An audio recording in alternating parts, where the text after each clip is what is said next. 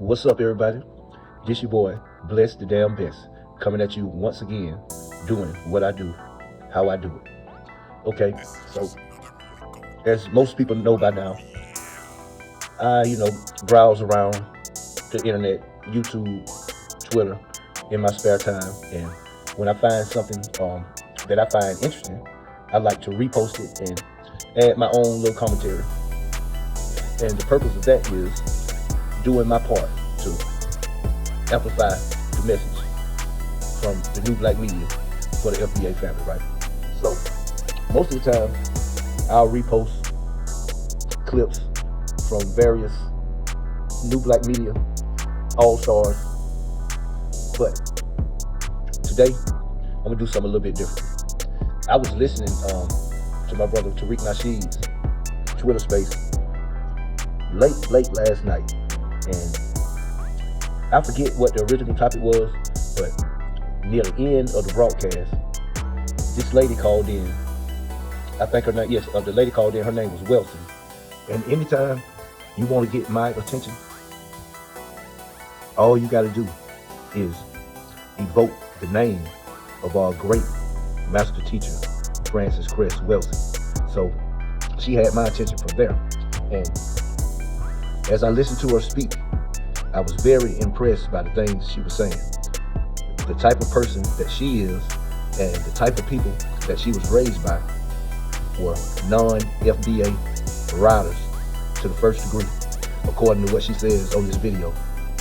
Her and her parents, the people that raised her, were the kind of people that our ancestors envisioned coming to this country and joining our struggle, what we was already wrapped up in at the time, and boasted the numbers and be reinforcements. But in turn, they got tethers that came over here and was all for self from the beginning.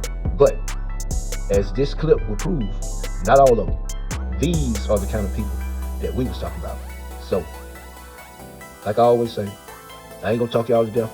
I'm gonna let Miss Wilson take it away. Here we go. Yeah, that revenue, I didn't want to hear more tether babble and projection. All right, this is the Wilson. What's up, dear? Tariq, I don't know. I come up to your room sometimes, and I don't know if you know this personally. There's a lot of people in here that do. Is that although I was born in the Bronx, New York, I am an ally. My father was from Cuba, and my mother was from Jamaica. And when I hear this brother speak, it is sad, because the quality of Jamaicans that came to this country legally, as my mother did in 1959 and her mother did in 1943. My father came from Cuba in 1952. They came to New York and understood. I love when people say, oh, Jim Crow didn't take place in New York. Jim Crow was alive and well in New York City. Yes, it was. And my father, Tariq, came to this country, and he learned certain words, and one of them was cracker. And he always said that what fascinated him as a young man when he came to Harlem, because he lived on Morningside Avenue in Harlem, was that he was very inspired by Elijah Muhammad and very inspired by Malcolm X, because with regards specifically to the fruits of Islam, he always said he loved the way they transformed young men. And so that transformed my father. And so my father really was taught and grew up really as a man under the tutelage of those two men. When I tell you, and I swear to all of you, as a matter of fact, Tariq, my mother absolutely adores you. Every time I'll send a link to her text message and I'll call, I said, Ma, I'm sending you something to Tariq. She'll say, oh, that's my boyfriend. Anyway, she's going to be 85 years old, but these two people, my parents, I'm so blessed to have had them because they stood on foundational Black American business. We grew up in the Bronx. We only knew and received the love. I can't express the experiences, the love. Tariq, let me tell you, there was at one point in the early 70s when the economy in New York was bad, and I have shared this many times and I'm proud of it. There was a family that lived next to us, the Bradleys, Mr. and Mrs. Bradley. It was the mother and father, their son Bobby, his wife Linda, their son Chance, their daughter Dale and her husband Jesse, and their other daughter Linda.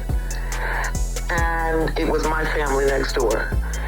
And there were times when food was scarce, money was scarce.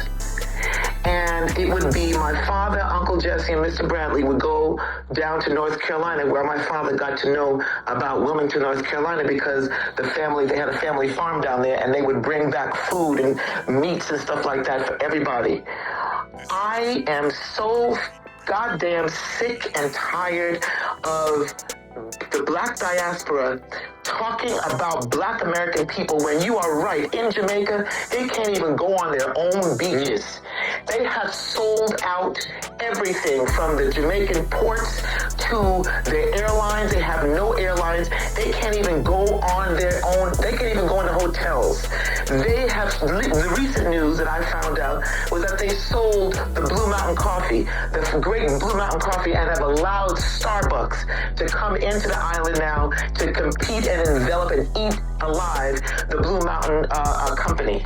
They have sold out everything to the point where they have nothing. And you are right. They are the majority on that island and they have nothing. Mm-hmm. And so getting back to my family, you're talking about two Caribbean people who stood on Black American business, stood by Black American people and taught us. My father especially was obsessive that we knew about foundational Black American history. You see that brother right there? He came in here in the 80s. He knows nothing. He knows nothing. He knows nothing. Mm-hmm. Every time, when we were living in New York City, my father would take me every month to go see Minister Farrakhan at Madison Square Garden. And where my father fell in love with Shaka Khan. You couldn't tell my father shit about Shaka Khan. In fact, in his coffin right now is a compilation of Rufus and Shaka Khan and Sarah Vaughan. You couldn't tell my father nothing. She would sing. She would be the opening to sing on behalf, before Farrakhan came on stage. Mm-hmm. And in fact, when I saw her one time, I told her that, about that, because my father is dead and he loved her. And she gave me a hug, because it brings back memories, and I remember all of that. Not every Caribbean is like what you hear tonight and what you hear in these spaces. The kind of ilk of Caribbeans that grew up that was born like my mother and father in the 1920s and 30s and 40s are not like what you hear today. They were highly intelligent people. They were out there fighting. They were riders, like, for example, Harry Belafonte or Cicely Tyson. These were the riders. These were the Caribbean riders. You couldn't tell them nothing. People in these spaces listen to me. If you didn't know, and I tell people, if you didn't know that I was not foundational Black American, you wouldn't know. I know the history. It's important for me. Mm-hmm. It is important. And it hurts my feelings to hear ignorance, because I know what's going on in that island. And they have stole their soul to the Asians and white folks. Mm-hmm. So for him to come in here with this backhanded slap about, people getting bitten by dogs, everything that Black American people have withstood in this country, they could not withstand in their country. This is the greatest country in the world, and it was built on the blood. The foundation of wealth was built on the blood of Black American, foundational Black American people. There is so much great history that they could learn from, and they choose not to. And I swear to you that in the last 5 years, I did not realize the greatness of my parents until 5 years ago when I entered into Clubhouse and then inevitably here to listen to the ignorance. You can't tell me anything about Black American people, Black American men, the love, Black American women, the families. You can't tell me nothing. There's nothing you can tell me. I don't want to hear it. So when I say us, I mean it. When I say we, I mean it. I know I'm not a foundational Black American. I know that I have no rights. There's nothing for me as far as reparations, but I will die. I'm not leaving this country. If I have to sit by all of you and take a gun or whatever I need to do to fight, I will die a good death. Yes, ma'am. Because I do believe in the ancestors. Tariq, I believe, look here, I believe in the ancestors. And I believe they have woken up. And I believe they are tapping the asses.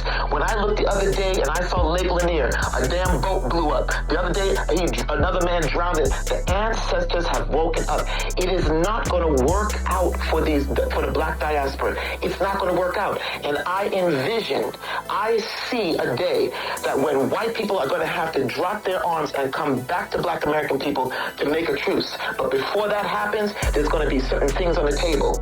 They are going to realize that everything that they have done or tried to do to Black American people has failed and to their own demise, because now they're dying of opioid overdose, they're dying of cirrhosis of the liver due to drinking, they're dying of suicide, they're dying, they're dwindling, and Black American people seem to be thriving. Nothing you can do to Black American people is going to affect them negatively. I get so incensed with this.